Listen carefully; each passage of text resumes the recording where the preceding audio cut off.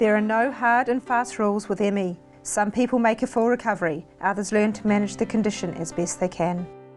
From having a very vivacious, high output wife to having someone who is just listless and languid and can hardly lift her head off the pillow. The first bout, I was in bed for I think 18 months and I couldn't walk, couldn't get out of bed, couldn't sit up, couldn't turn over. I couldn't even open my eyes for a lot of that time. And that became quite frightening because I thought, if she keeps going down like this, she's not long for this world. For 3 months actually the children couldn't even come in the bedroom. I was light and sound sensitive and it was just, I remember I used to look at the clock. I used to think I can get through the next 5 minutes. And I used to watch that clock all day. That was difficult because we've got 3 kids, you know, under about 13, trying to deal with their mother being sick.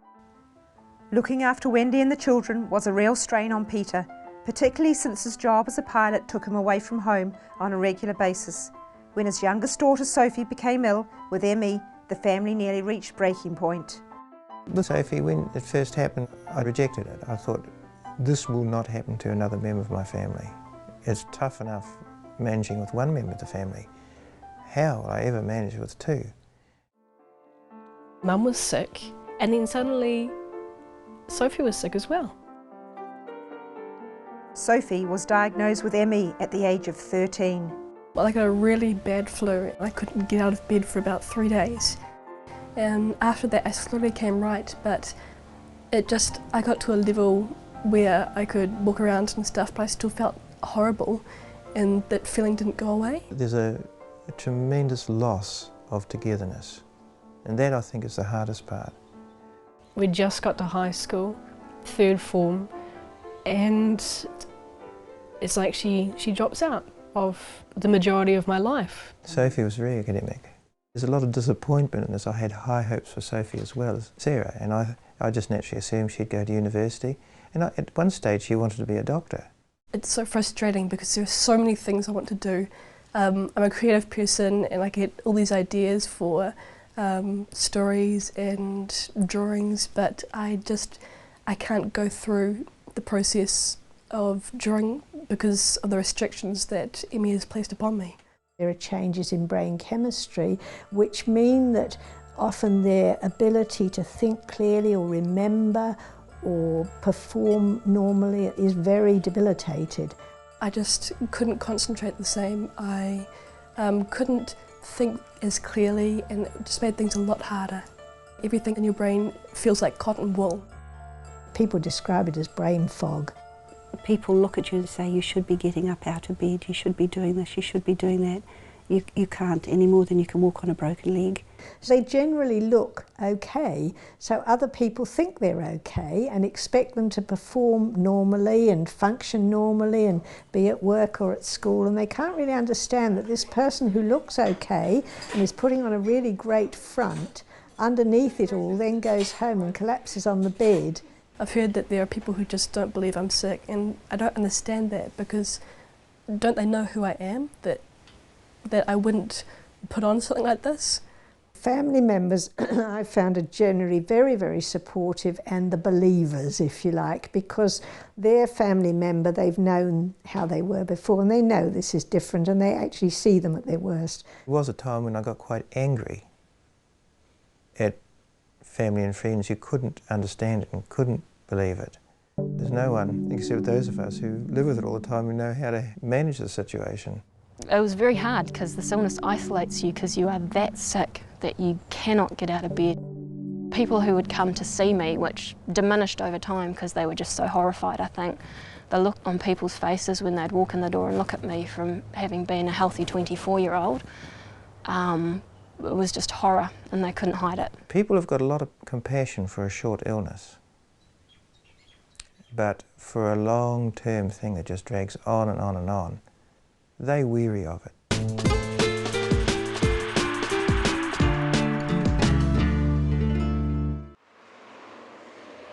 Over time, Catherine Tate's condition has improved and she manages to teach dance on a part-time basis, but even that requires her to have at least 12 hours sleep. I couldn't do a full-time job. I'm able to do sort of 10 to 15 hours of kind of active things a week, I suppose you could say. A lot of people find work extremely stressful just because they're ill, and it's made even worse for them because pressures are put on them as to, when are you going to be able to come back?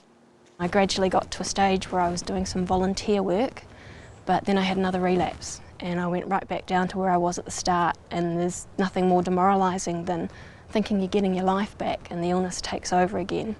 It took me at least a year to work out how to even live with it just by myself, and it's taken us a good couple of years to work out how to live with it as a couple. Well, it's 4 years now, so yeah, I think I'm just adapting. Initially I found it really, really frustrating. I'll sometimes spend a day in the garden and I'll be a total and utter mess at the end of it. And quite often I'll notice the whole gland thing, more than he does. Another thing I worked out to do was to have an energy budget, a bit like managing your checkbook or your credit card. One of the best things I did was going to a support group. I went to 2 meetings and suddenly this little light came on inside. I don't want to be like that. There's more to life, and okay, the ME is part of me, but it's not all of me. And I've just got to be able to put it into proportion and have bad days and get through the bad days. By changing my mindset, it did make a big difference. Learning to manage my symptoms. We look at about 5 or 6 different areas of health management. We have particular emphasis on stress management because we know that stress, depression, anxiety all aggravate the condition. No exercise at all can lead to people deteriorating. On the other hand, too much exercise creates an inevitable downfall in health. Then we look at diet and make sure that people have really good nutrition. Things like eating little and often to keep the fuel up, drinking plentifully but not too much, avoiding alcohol and caffeine and all the things that may aggravate the health. One just has to go through each phase with the patient, treating it as best one can. And I have tried alternative therapies. I tried quite a number of things that pre-ME I would never have considered and I would have thought were quite wacky, but when you're really sick and you're really desperate and nothing else has worked, you start to try almost anything. Catherine's work at the Soul Centre as a dance teacher helps her to use dance and skin releasing as a form of therapy for her ME. For me, I found during my time at dance school that skin releasing technique was the one thing that I could do and not kind of need to spend the rest of the day in bed or the next day in bed. In fact, it energised me. Wilhelmina, the director of Soul, teaches skin releasing, which is a meditative dance practice that enhances dance technique and catalyses healing. Usually what happens with ME is when you're tired and you have to stop. So she'll come into a class being exhausted, but if you come to releasing class, somehow within that class it flips the table somehow and you end up being more revived afterwards. Willa and I are actually looking at doing some research into the therapeutic effects of skin releasing technique with ME. They now have, of course, identified the genes that make one vulnerable to this condition. The gene doesn't necessarily mean you're going to get the illness, but it just means you have an inborn vulnerability. In some research, brain scans have shown promising results. Certainly they have shown in Japan and the States and London that there is definitely decreased brain blood flow in certain areas of the brain in this illness, and they found that certain parts of the brain that don't seem to be functioning as well as they should, but other parts of the brain seem to take over. For Wendy and Sophie, their symptoms have improved. Today they have been out shopping, something that would have been almost impossible when they were suffering the full effects of their condition. I think Sophie's been able to do a little bit more. Yeah, I've been picking up lately, which is great. Like just having more energy, being able to do more, it's just really good. For me, I know my health has picked up. I really pushed it. I could get out 3 times a week, but I probably wouldn't do that too often, but I could do it. Just knowing your energy levels for the day, so you have to rest up for that day, and also knowing what you need to do when you go out. It makes relationships better when you can actually get out and see people and do things with them a little bit. To have been where I was to where I am now is just amazing. Got to play the hand I've been dealt. I will try to find something that I enjoy doing every day.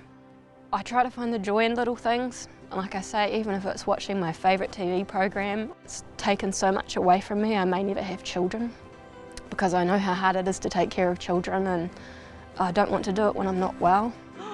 I've been lucky to go on and have a child. I know a number of women with ME who have had to think very hard and have had to come to terms with the fact that although they desperately want children, they can't have them because they are just too sick to cope with caring for a child.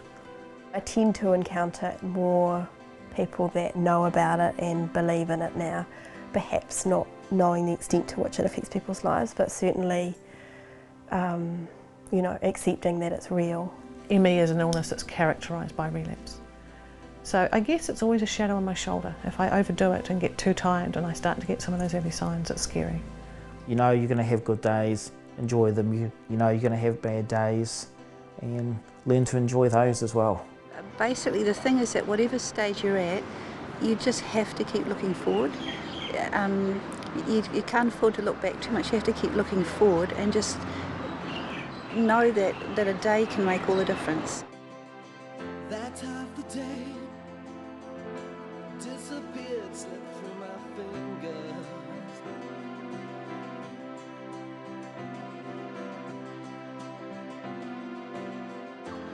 This program was funded by New Zealand On Air.